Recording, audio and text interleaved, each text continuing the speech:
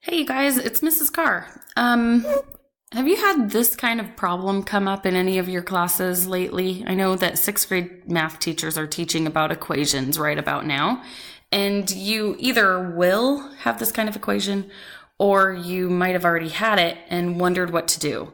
Some of my students in my class were talking about this and how they brought it up in tutorials, so I thought that I should probably share it with everybody if I can kind of get this. It's a newer strategy even for me. So in sixth grade, we only teach one-step equations. Seventh grade standards actually cover two-step equations. This would actually be a two-step equation type of problem. But in sixth grade, like I said, we're just dealing with one step. There is a way around it. So with this kind of problem, if you see that you have a negative x, that's when we have to do this different strategy. So what you have to do is move the x first. That's the first step. So the way that I move an x in an equation, because remember we have to keep our equations balanced. It's all about balance. I'm going to take this negative x and I'm going to do the inverse of negative x. What's the inverse of negative x? It's positive x. So I'm going to put a positive x here. Whatever I do to one side, I do to the other. Negative x plus positive x is 0, so that cancels out. And then I get 10 equals 5 plus x.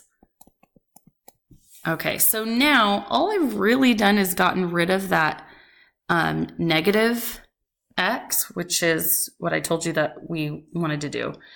And now I just have to I've got to solve the rest of the problem. So now I'm going to go on the side with the variable. And that number is 5. What's the opposite of positive 5? It's negative 5. So we're going to subtract 5 from this side.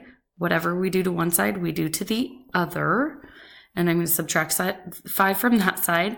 5 minus 5 is 0.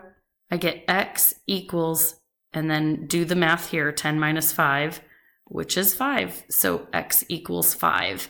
And if I check my answer, because I want to make sure that I check my answer to be sure that it's correct, I just plug it into the original problem. So my original problem is 10 minus, and I said that x was 5, so I'm going to put a 5 in there, and then equals 5. That looks like the original problem, but with everything in there plugged in.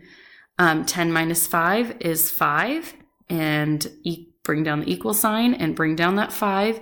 5 equals 5. That is a true statement, so I know that my answer is correct. X has to be 5. All right, hopefully that was helpful. If you have any more trouble with that, you can always come find me. All right, bye.